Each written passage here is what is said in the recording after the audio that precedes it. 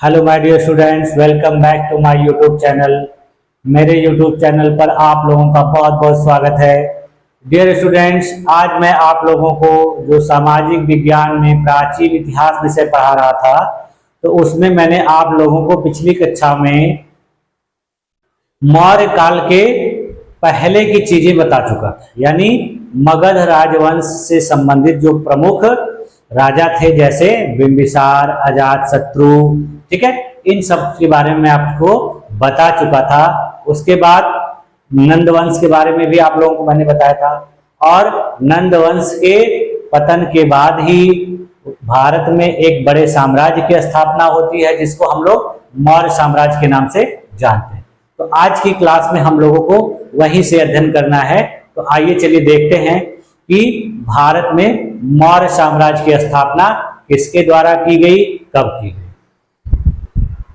हाँ, आइए देखिए जैसा कि हम लोग को आज की क्लास में क्या पढ़ना है, मौर्य वंश के बारे में। तो देखिए, मौर्य साम्राज्य जो है भारत भूमि पर स्थापित पहला और सबसे बड़ा साम्राज्य, यानी भारत में स्थापित होने वाला यदि कोई सबसे बड़ा साम्राज्य था, वो कौन था? मौर्य साम्राज्य। इसके देखिए सीटेट में एनसीईआरटी का जो टॉपिक है उससे संबंधित प्रश्न पूछा गया, तो यही पूछा गया, ठीक है। फिर देखिए, चंद्रगुप्त मौर्य प्रथम शासक था जिसने संपूर्ण भारत को राजनीतिक दृष्टि से एकता के सूत्र दिए। यानी चंद्रगुप्त मौर्य भारत का पहला शासक था जिसने संपूर्ण भारत को राजनीतिक रूप से एक किया था, ठीक है। यानी इसका भारत के बहुत बड़े क्षेत्र पर शासन था, ठीक। चंद्रगुप्त के बारे में देखिए, विद्वानों के द्वारा अलग अलग बातें कही गई हैं, और उसके बारे में प्रमाण देखिए कहां कहां से मिला है। देखिए, पहली बात तो इसे मौर्य राजवंश का संस्थापक माना जाता है। भारत को इसने सर्वप्रथम राजनीतिक रूप से एकबद्ध किया था। इसके बारे में देखिए जानकारी के जो स्रोत है वो देखिए, कुछ स्रोत कहते हैं कि यह धनानंद का पुत्र था, ठीक है, और कहा जाता है कि वृषल तथा कुलहीन था। इसका मतलब यह धनानंद की ऐसी पत्नी से उत्पन्न हुआ था जो क्या थी, उसकी अपनी पत्नी नहीं थी। कहने का मतलब है कि कोई वैश्या थी या दूसरे तरह की महिला थी, देखिए। फिर विशाखा दत्त के मुद्रा राक्षस में ये बातें कही गई, ठीक है। उसके बाद देखिए, बौद्ध ग्रंथ महाबोधि वंश के अनुसार कहा गया है कि वह राजकुल से संबंधित था, ठीक। उसके बाद देखिए, बृहद कथा मंजरी तथा कथा सरित सागर नामक ग्रंथों के अनुसार इसे कहा गया कि यह शूद्र जाति का था, ठीक। फिर देखिए, हेमचंद्र के द्वारा परिशिष्ट पर्वन नामक एक ग्रंथ लिखा गया है, जिसमें कहा गया था कि जो चंद्रगुप्त मौर्य था वो मौर्य पोषकों के गांव के मुखिया की पुत्री का बेटा था, ठीक। ये जो है इसके बारे में जो प्रमाण हैं वो बता रहे हैं कि ये कौन था, कहां से आया। फिर देखिए, कुछ विदेशी स्रोत भी है जिसमें चंद्रगुप्त मौर्य का वर्णन किया गया है। हालांकि इसका नाम अलग अलग दूसरे तरीके से बताया गया, लेकिन इसका वर्णन है। देखिए, मेगास्थनीज के द्वारा लिखी गई पुस्तिका इंडिका में। फिर उसके बाद देखिए, जो यूनानी दार्शनिक आए थे भारत में, जैसे Arrian, Plutarch, Justin, Strabo, Diodorus, Pliny, इन लोगों ने जो भारत आए उन लोगों ने भी, और इनमें से कुछ भारत नहीं आए थे, लेकिन फिर भी उस समय के भारत का वर्णन इन्होंने अपने रचनाओं में किया है, तो उसमें भी इसके बारे में हमें जानकारी मिलती है। इसको देखिए, दक्षिण भारत की विजय का श्रेय दिया जाता है, और वह कहां पे उल्लेख है? तमिल ग्रंथ नानूर और पुरनानूर, तमिल ग्रंथ है दो, जिसमें कहा गया है कि उसने दक्षिण भारत पर भी विजय हासिल की। चंद्रगुप्त मौर्य जब शासन कर रहा था, यानी जब तक उसकी मृत्यु नहीं हुई थी, तो उसका साम्राज्य देखिए भारत की चारों दिशाओं में फैला हुआ था। उत्तर में इसका साम्राज्य जो हिमालय तक था, पूरब में बंगाल की खाड़ी तक था, दक्षिण में कर्नाटक तक था, और पश्चिम में हिंदू कुश पर्वत यानी अफगानिस्तान के पास, ठीक। देखिए, साम्राज्य का विस्तार इसने इतना ज्यादा किया था जितना ब्रिटिश साम्राज्य के अंतर्गत भारत का नहीं हुआ। यानी ब्रिटिश साम्राज्य के अंतर्गत भारत पर जितना अधिकार अंग्रेजों का था उससे कहीं ज्यादा क्षेत्र पर इसने भारत पर शासन किया। इसने देखिए अपने मतलब जीवन के अंतिम समय में जैन धर्म अपना लिया था और उसी धर्म के अनुसार यह कर्नाटक में स्थान है एक श्रवण बेलागोला, वहीं पर चला गया और संलेखना विधि के द्वारा अपने प्राण को त्याग दिया। ठीक है, तो ये और भी देखिए इसके बारे में और जी बातें हैं।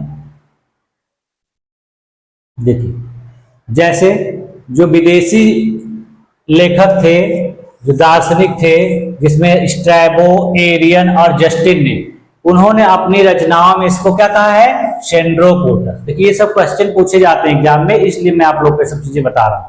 ठीक है, देखिए फिलार्कस जो है इसको अपनी रचना में क्या कहा है, सेंड्रोकोप्टस। उसी प्रकार देखिए प्लूटार्क और एपियानस ने इसे एंड्रोकोटस कहा, यानी इनकी रचनाओं में इसको इस नाम से संबोधित किया गया है। और इन सब नामों को चंद्रगुप्त के नाम से पहचानने वाले जो इतिहासकार या पुरातत्वविद हैं वो कौन है, विलियम जोन्स। यानी विलियम जोन्स ने ही इन सब नामों को बताया कि यह नाम किसी और के नहीं है, वो किसके हैं, चंद्रगुप्त मौर्य। ठीक, फिर देखिए चंद्रगुप्त मौर्य का सेल्यूकस के साथ युद्ध हुआ था और वह युद्ध कब हुआ था, 305 ईसा पूर्व। ठीक, और इस युद्ध में चंद्रगुप्त मौर्य विजयी हुआ था। विजय होने के पश्चात देखिए क्या हुआ, सेल्यूकस ने अपनी पुत्री हेलेना का इसके साथ विवाह कर दिया। ठीक है, और उसको उपहार स्वरूप देखिए कुछ शहरों को दिया था। जो शहर देखिए क्या थे, एरिया ये हेरात में था, अराकोसिया जो कंधार, पेरिपेनिसडाई काबुल, जेड्रोसिया मकरान बलूचिस्तान, इसको संधि में मिले थे, यानी उपहार स्वरूप संधि हुई, अपनी बेटी का विवाह किया और ये सब शहरों को इसको उपहार में दिया। इसी के समय इसी का सेल्यूकस का ही एक राजदूत था मेगस्थनी, जो इसके दरबार में राजदूत बनकर आया। ठीक, अब देखिए बिंदुसार की, यानी बिंदुसार इसका पुत्र था। चंद्रगुप्त मौर्य के बारे में हम लोगों ने जो महत्वपूर्ण बातें थी उसका अध्ययन किया, क्योंकि इससे ज्यादा आपको एग्जाम में पूछता नहीं है, तो जितनी चीजें रिक्वायर्ड थी मैंने लगभग वो आपको बता दिया। ठीक है, अब देखिए इसके पुत्र के बारे में, यानी इसका पुत्र बिंदुसार था। तो बिंदुसार को भी अन्य जो इतिहासकार थे, अन्य रचनाकार थे, उन्होंने अलग अलग नाम दिया है। जैसे देखिए इसका नाम अमित्रोकेडिज अर्थात अमित्र घात बताया गया, किसके द्वारा, यूनानी लेखकों के द्वारा, यानी यूनानी लेखकों ने अपनी रचनाओं में इसको इस नाम से पुकारा है। फिर देखिए जैन ग्रंथों में इसे सिंहसेन पुकारा गया, ये दो नाम है। ठीक है, उसके बाद देखिए तक्षशिला में इसके शासन काल के समय विद्रोह हुआ था और उस विद्रोह को दबाने के लिए उसने अपने पुत्र सुसीम और अशोक को भेजा था। ये बातें बताता कौन है, दिव्यावदान नामक बौद्ध ग्रंथ, यानी दिव्यावदान नामक बौद्ध ग्रंथ में बताया गया है कि इसके शासन के दौरान तक्षशिला में वहां के कुछ लोगों के द्वारा विद्रोह कर दिया गया था और उस विद्रोह को दबाने के लिए इसने अपने दोनों पुत्रों को वहां पर भेजा। इसके समय में कुछ राजदूत भारत आए थे और वो राजदूत कौन कौन से थे, सीरिया के राजा एंटियोकस का राजदूत डायमेकस आया था और इसके बारे में बताता कौन है, तो स्ट्रैबो बताता, यानी स्ट्रैबो कहता है कि इसके शासनकाल के समय सीरिया का जो राजा एंटियोकस था उसका राजदूत डायमेकस आया। फिर देखिए प्लिनी नामक जो है इतिहासकार उसने कहा है कि इसके शासन काल के समय ही मिस्र के राजा टॉलमी द्वितीय फिलाडेस डेल्फस का राजदूत डायनोसिस आया। ठीक, इसने सीरिया के शासक एंटियोकस से 3 मांगे रखी थी, 3 चीजें मांगी थी। देखिए उसमें उसने मीठी मदिरा मांगी थी, सूखी अंजीर मांगी थी और दार्शनिक मांगे थे, जिसमें से उस राजा ने ये दोनों चीजें देने के लिए सहमति दी, लेकिन दार्शनिक देने से मना कर दिया। कहा कि मैं आपको अपना दार्शनिक नहीं दे सकता हूं, इन सब चीजों को दे सकता हूं। और यह जो बिंदुसार था वह अपने पिता की तरह जैन धर्म का अनुयायी नहीं था, बल्कि वो आजीवक संप्रदाय का अनुयायी था। ये एग्जाम में क्वेश्चन पूछा गया है कि बिंदुसार किस धर्म का अनुयायी था। तो किस धर्म का अनुयायी था? आजीवक संप्रदाय का। ठीक है, ये चीजें हमें किसके बारे में जाननी थी? बिंदुसार। जो सबसे महत्वपूर्ण है मौर्य साम्राज्य में, मौर्य सम्राटों में, वो है सम्राट अशोक। इसके बारे में हमें विस्तृत रूप से जो महत्वपूर्ण चीजें एग्जाम में पूछी जाती हैं उसको जान लेना है। देखो, बौद्ध साक्ष्यों के अनुसार कहा जाता है कि अशोक अपने पिता के शासनकाल में उपराजा था, यानी गवर्नर था। कहाँ का? अवंती का। फिर अशोक का राज्याभिषेक जो है 269 ईसा पूर्व में हुआ। ठीक है, यानी मौर्य साम्राज्य की स्थापना कब हुई थी? 320-21 ईसा पूर्व में हुई थी। तो उसके बाद अपने दादा और पिता के बाद तीसरा सम्राट यह बना था। कब बना था? 269 ईसा पूर्व। पुराणों में देखिए अशोक का नाम अशोक वर्धन कहा गया है। ठीक है, फिर उसके बाद देखिए अशोक के समय ही मैंने आप लोगों को बौद्ध धर्म में पढ़ाया था कि तीसरी जो बौद्ध संगीति हुई थी वो इसी के काल में हुई। ठीक है, और कहां पे हुई थी? पाटलिपुत्र।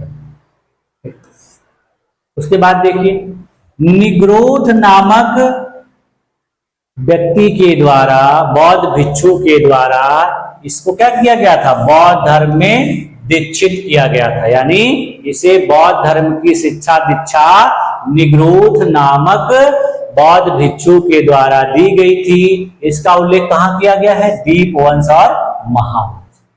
ठीक है, इन जो रचनाएं हैं बौद्ध धर्म से संबंधित, इसमें इसको क्या कहा गया है कि बौद्ध धर्म में इसको दीक्षित किया गया था निग्रोध के द्वारा। फिर देखिए उपगुप्त नामक व्यक्ति विद्वान के द्वारा इसको बौद्ध धर्म में दीक्षित किए जाने का उल्लेख किसमें किया गया है? दिव्यावदान में। यानी दीपवंश और महावंश कहते हैं कि इसको बौद्ध धर्म की शिक्षा किसने दी थी? निग्रोध ने दी थी। और दिव्यावदान नामक ग्रंथ कहता है कि इसको बौद्ध धर्म की शिक्षा किसने दी थी? उपगुप्त ने।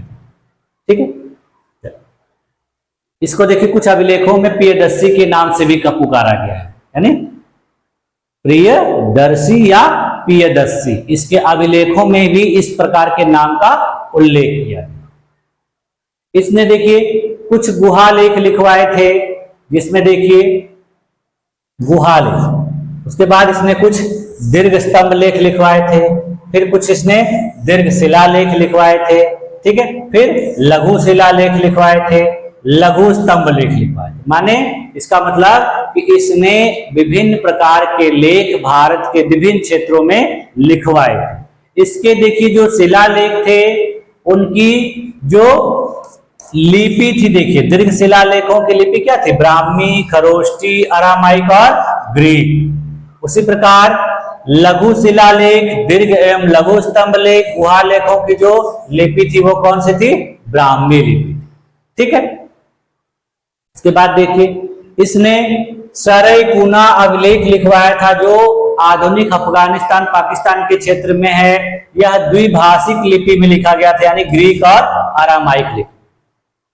फिर उसके बाद देखिए इसका जो शहबाजगढ़ी वाला अभिलेख था वो खरोष्ठी लिपि में लिखा गया था, और मानसेहरा अभिलेख भी खरोष्ठी लिपि में लिखा गया। ठीक है, आप लोग जानते हैं कि जो खरोष्ठी लिपि होती है वो कैसे लिखी जाती है? दाएं से बाएं। और हम लोग जो ब्राह्मी लिपि का उपयोग करते हैं वो कहां से लिखी जाती है? बाएं से दाएं। तो इन लिपियों में यही अंतर है। उसके बाद देखिए इसका जो तक्षशिला का अभिलेख मिला है और लघुमान का अभिलेख मिला है वो किस लिपि में लिखा गया है? अरामाइक लिपि। अरामाइक लिपि कहाँ के लोगों के द्वारा प्रयोग की जाती है? तो यूनान के लोगों के द्वारा। ठीक,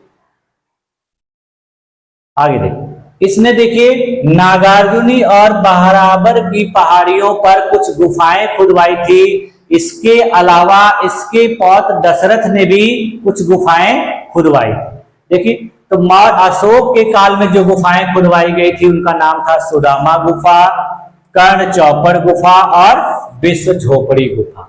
उसके बाद इसके पौत्र दशरथ के द्वारा भी गुफाएं खुदवाई गई, जिनका नाम था लोमस ऋषि की गुफा, गोपिका गुफा, बड़थिका गुफा और बहिर गुफा। यानी इन गुफाओं को भी इसके द्वारा खुदवाया गया था और इसी प्रकार की गुफाएं जो है इसके पौत्र दशरथ के द्वारा भी खुदवाया गया। इसने देखिए आजीवकों को भी कुछ बहुत सी चीजें दान में दी थी और उनके लिए भी गुफाएं खुदवाई।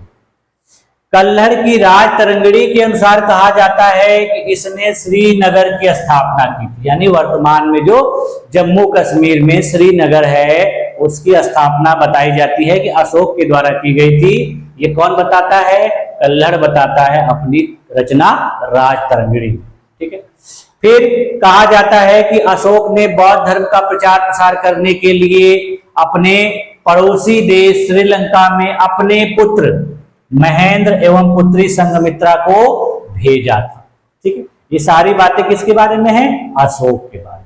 अब देखिए अशोक से जो महत्वपूर्ण प्रश्न पूछे जाते हैं परीक्षा में वो क्या है? अशोक के शिलालेखों से संबंधित प्रश्न। अशोक के जो शिलालेख हैं, कौन कौन से शिलालेख में क्या क्या बातें बताई गई हैं, इसको जान लिया जाए, क्योंकि एग्जाम में कई बार पूछा जाता है कि अशोक के प्रथम शिलालेख में क्या वर्णित है, 13वें में क्या वर्णित है। तो सारी चीजें हम देख लेते हैं। देखिए प्रथम शिलालेख में ऐसे बहुत सारी बातें हैं, लेकिन जो महत्वपूर्ण बातें वो हमको जानना जरूरी है। तो पहले शिलालेख में इसने देखिए पशु बलि की निंदा की थी और कहा था कि संपूर्ण प्रजा मेरी संतान की तरह है। देखिए एग्जाम में कई बार पूछा गया ये बात कि अशोक के किस शिलालेख में कहा गया है या उसने संपूर्ण प्रजा को अपनी संतान के रूप में संबोधित किया है। तो किसमें कहा गया है? पहले शिलालेख।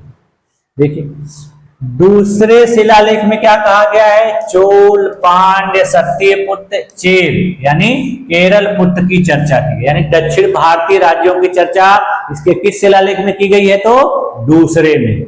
और इसमें और भी बातें बताई गई जैसे पशु चिकित्सा, मानव चिकित्सा एवं लोक कल्याणकारी कार्यों का भी उल्लेख इसके दूसरे शिलालेख में किया गया। उसके बाद देखिए तीसरे शिलालेख में क्या किया गया? तीसरे शिलालेख में राजकीय अधिकारियों जिसमें युक्त, रज्जुक और प्रादेशिक को हर 5वें वर्ष दौरा करने का आदेश दिया गया है। यानी ये जो मौर्य वंश के अधिकारी थे प्रमुख, इनको हर 5वें वर्ष अपने राज्यों का दौरा करने का आदेश दिया गया है। ठीक। उसके बाद देखिए चौथा जो शिलालेख है उसमें देखिए क्या कहा गया है? धर्माचरण से भेरी घोष धम्म घोष में बदल गया। यानी इसने अपने आप को भेरी घोष से बदलकर क्या कर दिया? धर्म।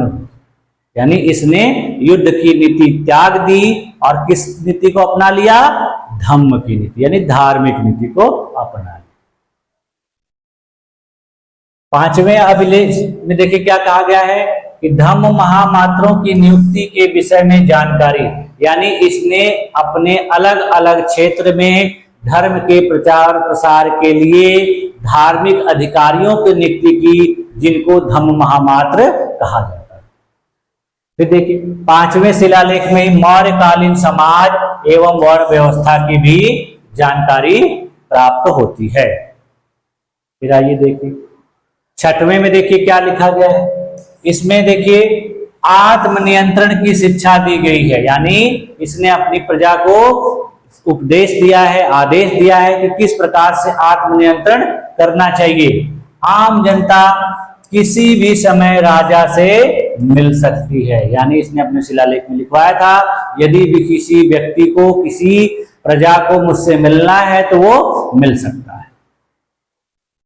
फिर देखिए 7वें शिलालेख में क्या लिखा गया है। इसने कहा था सभी पंथों के मध्य आत्मनियंत्रण और मन की पवित्रता होनी चाहिए, यानी कहा इसने कि आप किसी भी पंथ को मानने वाले हो, किसी भी धर्म को मानने वाले हो, लेकिन आपके अंदर क्या होनी चाहिए? आत्मनियंत्रण की क्षमता होनी चाहिए और आपको अपने मन को नियंत्रित रखना चाहिए, मन पवित्र होना चाहिए। चाहे आप किसी भी धर्म का पालन करो। 8वें शिलालेख में देखिए इसकी धम्म यात्राओं का वर्णन है, यानी इसने कहां कहां धर्म से संबंधित यात्राएं की थी। फिर इसमें देखिए बोध गया के भ्रमण का भी उल्लेख है, यानी यह बोध गया भी गया था, किस वजह से गया था? धार्मिक यात्रा पे गया था। बोध गया जाने का कारण क्या था? क्योंकि यह बौद्ध धर्म ग्रहण करने के बाद महात्मा बुद्ध के ज्ञान प्राप्ति के स्थल को देखना चाहता था, इसलिए वो वहां पर गया। नवा शिलालेख, इसमें देखिए धम्म समारोह की चर्चा की गई, यानी धार्मिक समारोहों को आयोजित करने की बात की गई है, और सच्ची भेंट व शिष्टाचार का उल्लेख किया गया, यानी इस अभिलेख में बताया गया है कि सच्ची भेंट क्या होती है और शिष्टाचार क्या होता है, किस प्रकार से शिष्टाचार अपनाना चाहिए। 10वें में देखिए क्या लिखा गया है, इसमें अशोक ने आदेश दिया है कि राजा तथा उच्च अधिकारी हमेशा प्रजा के हित में सोचे, यानी इसमें कहा गया है कि राजा और जो उच्च अधिकारी हैं उनका कर्तव्य है कि वो हमेशा अपनी प्रजा के हित में सोचें। इसमें देखिए इसमें ख्याति एवं गौरव की निंदा की गई है, यानी इसमें यह भी बताया गया है कि हमको अपने आप को बहुत ख्यातिपूर्ण नहीं बनाना है, अपने को अपना गौरव नहीं दिखाना है, हमको क्या करना है? धम्म की नीति की श्रेष्ठता पर बल देना है, यानी हमको अपने साम्राज्य को विस्तृत करने पे जोर नहीं देना है, अपने आप को बहुत महान नहीं बताना है, हमको क्या करना है? धम्म को ऊंचा करना है, धार्मिक नीति को श्रेष्ठ बनाना है, ये सीखा। फिर देखो 11वें शिलालेख में क्या? धम्म विजय की विशेषताओं का वर्णन किया गया, यानी इसने कहा कि क्षेत्रों को विजित मत करिए, राज्यों को विजित मत करिए, आप धम्म विजय करिए, यानी धार्मिक मार्ग पर चलिए, धार्मिक कार्य कीजिए, तो इसी का वर्णन इसने इसमें किया है। 12वें में देखिए इसने क्या कहा है, इसने कहा है सर्वधर्म संभाव एवं स्त्री महामात्र की चर्चा की, यानी इसने कहा है कि सभी धर्म जो हैं वो एक ही समान होते हैं, सबको एक समान समझना चाहिए, सबको एक ही प्रकार का सम्मान देना चाहिए, आदर करना चाहिए, और इसमें स्त्री महामात्रों की नियुक्ति की भी चर्चा की गई है। पहले धर्म महामात्र यानी धर्म से संबंधित जो अधिकारी होते थे वो पुरुष चुने जाते थे, लेकिन इसमें महिलाओं को भी चुने जाने का प्रमाण। 13वां शिलालेख देखिए जो बहुत महत्वपूर्ण है, एग्जाम में कई बार पूछा गया है कि कलिंग युद्ध का वर्णन इसमें किया गया, तो एग्जाम में पूछा जाता है कि अशोक के किस शिलालेख में कलिंग युद्ध का वर्णन है। पहला और 13वां कई बार पूछा गया है, तो आप लोग इसको ध्यान रखिए कि कलिंग युद्ध का वर्णन किसमें किया गया? 13वें में।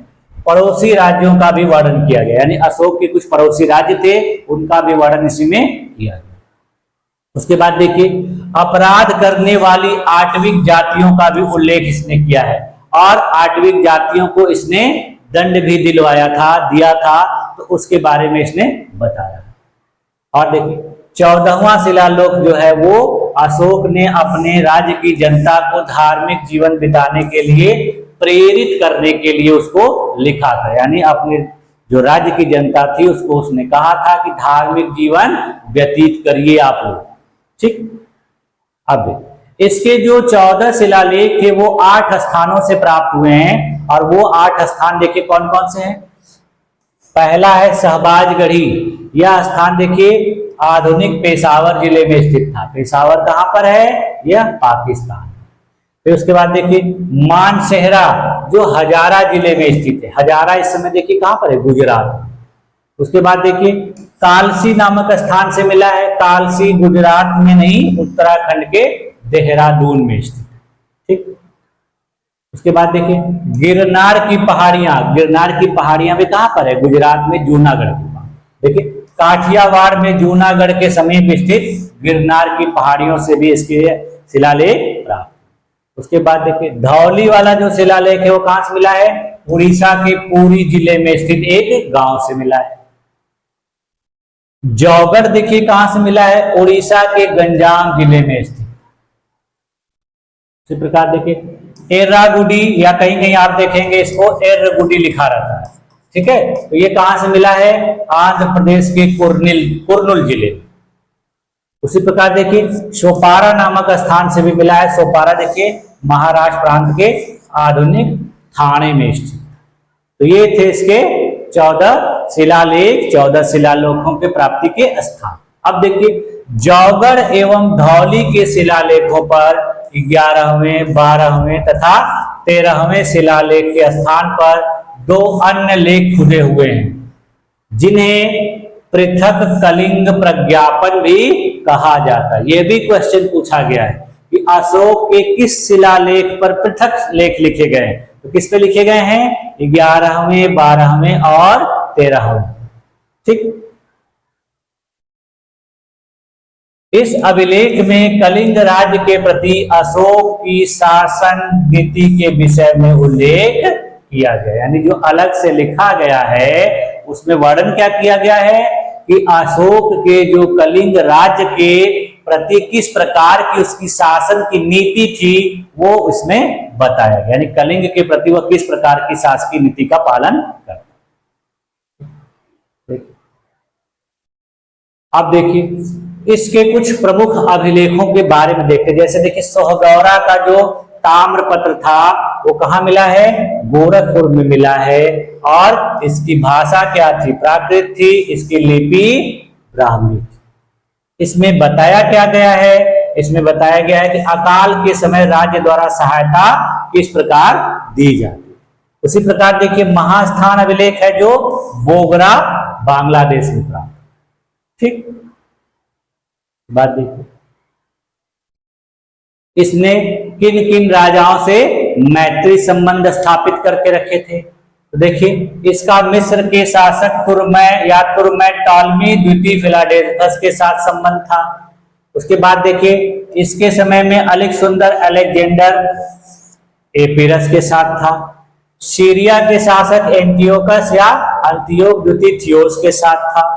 फिर देखिए साइरिन के मगमैगस के साथ था। मेसिडोनिया या मकदोनिया के शासक अंतिकिन या एंटिगोनस गोनादास के साथ था। ये भी एग्जाम में पूछा जाता है कि अशोक का किन यवन राजाओं के साथ मैत्रीपूर्ण संबंध था, और इसका उल्लेख कहां किया गया है? 13वें शिलालेख। देखिए कितने थे? 1, 2, 3, 4, 5, यानी 5 विदेशी राजाओं के साथ इसका मैत्रीपूर्ण संबंध था। ठीक। इसके बाद देखिए कलिंग युद्ध जो है अशोक के राज्यकाल की एक प्रमुख घटना थी। इस युद्ध में देखिए विजय किसकी हुई थी? अशोक की हुई थी। और इसका वर्णन अभी मैंने आप लोगों को ऊपर बताया कि 13वें शिलालेख में किया गया है। अशोक इस कलिंग युद्ध को कब लड़ा था? अपने राज्याभिषेक के 8 वर्ष बाद, यानी 261 ईसा पूर्व। यानी इसका राज्याभिषेक हुआ था 269 ईसा पूर्व में, और 8 वर्ष के बाद इसने कलिंग का युद्ध लड़ा। और कहा जाता है कि इसी कलिंग युद्ध के बाद इसका हृदय बहुत दुखी हुआ। बहुत से लोगों को इसने मरते हुए देखा, बहुत से लोगों को घायल होते हुए देखा, और लाखों की संख्या में लोग बेघर हो गए। तो इसका हृदय द्रवित हो गया, और उसी युद्ध के बाद से इसने युद्ध की नीति को त्याग दिया और धार्मिक नीति को अपनाने के लिए प्रण कर लिया। ठीक है। तो ये कलिंग युद्ध ही अशोक के जीवन का बहुत ही महत्वपूर्ण घटना माना जाता है, इसलिए यहाँ पर बताया। देखिए इसके जो कुछ प्रांत थे जो भारत में फैले हुए थे उसकी राजधानियां थी, जिसमें देखिए उत्तरापथ का जो प्रांत था उसकी राजधानी तक्षशिला थी। ठीक है। अवंती रट था, उसकी राजधानी उज्जैनी थी। कलिंग प्रांत था, उसकी राजधानी तोसली थी। दक्षिणापथ की राजधानी सुवर्णगिरी थी। प्राच्य या पूर्वी प्रदेश की राजधानी पाटलिपुत्र। यानी इसके जो प्रांत थे ये इसकी कुछ राजधानियों का नाम। इसके देखिए इसके द्वारा जो न्यायालय स्थापित करवाए गए थे तो उन न्यायालयों के जो अधिकारी थे उनका नाम देखिए क्या था? दीवानी न्यायालय को कहा जाता था धर्मस्थीर। फौजदारी न्यायालय को कहा जाता था कंटक शोधन। ठीक है। इसके काल में देखिए गुप्तचरों का भी साक्ष्य प्राप्त हुआ है। एक ही स्थान पर रहने वालों को कहा जाता था संस्था। प्रत्येक स्थान पर भ्रमण करने वाले को कहा जाता था संचरा। ठीक है। उसके बाद देखिए मेगास्थनीज के द्वारा भी मौर्यकालीन कुछ वर्णन किए गए हैं, जिसमें देखिए नगर प्रशासन का वर्णन किया है मेगास्थनीज ने अपनी पुस्तिका इंडिका में। उसने कहा था कि पाटलिपुत्र नगर का प्रशासन 30 सदस्यों वाली 6 समितियों द्वारा चलाया जाता है। प्रत्येक समिति में 5 सदस्य होते हैं। तीसरी समिति का काम जनगणना का हिसाब रखना था। छठी समिति जो है बिक्री कर वसूल करती थी। करों की चोरी पर मृत्यु दंड का प्रावधान था, यानी अगर कोई टैक्स चोरी करता है तो उसको मृत्यु दंड दिया जाता था। नगर के पदाधिकारियों का नाम इसने क्या बताया है? एसटी नोमोई। उसके बाद देखिए इसने कहा है कि भारतीय समाज 7 श्रेणियों में विभाजित था। ये बहुत ही इंपॉर्टेंट है, ठीक है। तो भारतीय समाज को इसने कितने श्रेणियों में बांटा था? अपने समय में कहा था कि 7 श्रेणियों में विभक्त था। कौन कौन से लोग थे? दार्शनिक, कृषक, पशुपालक, कारीगर, योद्धा, निरीक्षक और मंत्री। इसने कहा था कि अशोक के काल में मौर्य शासन के समय दास प्रथा प्रचलित नहीं थी। फिर इसने कहा था कोई भी व्यक्ति न तो अपनी जाति से बाहर विवाह कर सकता था, न ही उससे भिन्न पेशा अपना सकता था, यानी अंतर जाति विवाह नहीं होता था। और जो व्यक्ति जिस पेशे से संबंधित होता था वो उसी पेशे से संबंधित कार्य करता था, किसी दूसरे पेशे को अपना नहीं पाता। ये सारी बातें कौन बताता है? मेगास्थनीज। कहाँ बताता है? अपनी रचना इंडिका। अब देखिए मौर्यकालीन जो कुछ प्रशासनिक पद थे, जिसमें देखिए सबसे उच्च स्थान साम्राज्य का, फिर उसके नीचे चक्र या प्रांत होता था, फिर उसके नीचे मंडल होता था, फिर उसके नीचे देखिए विषय, आहार या जिले होते थे, फिर स्थानीय होते थे, फिर उसके नीचे द्रोणमुख होते थे, फिर उसके नीचे खार्वटिक होते थे, फिर संग्रहण होते थे और सबसे नीचे क्या होता था? गांव होता था। यानी देखिए कई स्तरों पे इसका साम्राज्य जो है प्रशासनिक पद सोपानों में बटा हुआ। तो सबसे नीचे क्या होते थे? गांव होते थे। अब देखिए मौर्य प्रशासन के कुछ प्रमुख अधिकारी।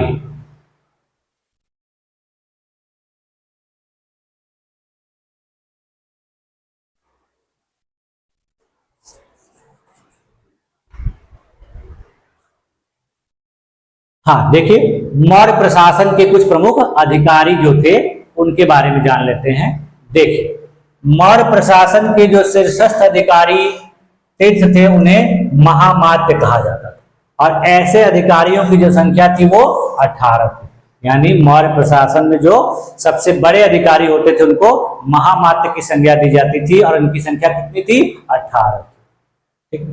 प्रमुख तीर्थ अधिकारी थे कौन कौन से थे? देखिए समाहर्ता को देखिए क्या कहा जाता था? राजस्व विभाग का सर्वोच्च अधिकारी, यानी जो राजस्व से संबंधित अधिकारी था उसका नाम था समाहर्ता। ये करता क्या था?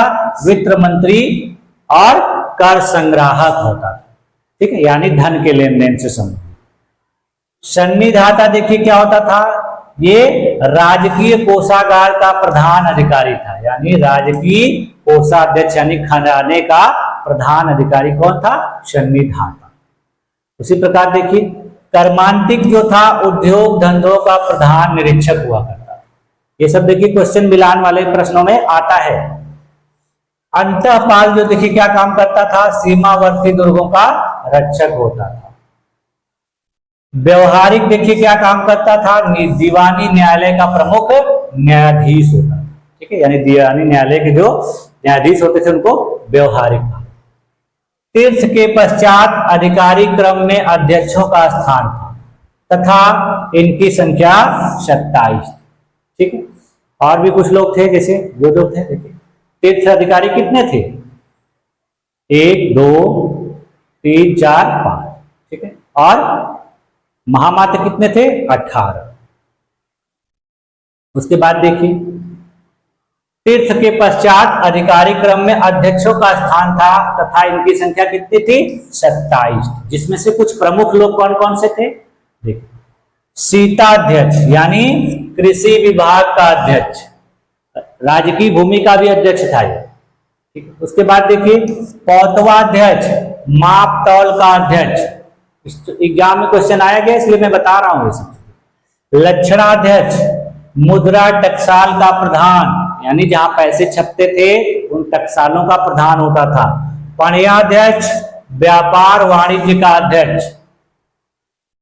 विविताध्यक्ष, चारागाहों का अध्यक्ष। अकाराध्यक्ष, खानों का अध्यक्ष। यानी ये जो कुछ और भी प्रमुख अधिकारी थे ये तीसरे श्रेणी के थे, यानी सबसे पहले महामात्य, दूसरे स्थान पर तीर्थ अधिकारी और तीसरे स्थान पर ये अधिकारी हुआ करते थे। ठीक है, तो ये रहा मौर्य काल के प्रमुख अधिकारियों का। आज की वीडियो को देखने के लिए बहुत बहुत धन्यवाद और मेरे साथ इतने देर तक बने रहने के लिए भी धन्यवाद। अगली वीडियो में मिलते हैं नेक्स्ट।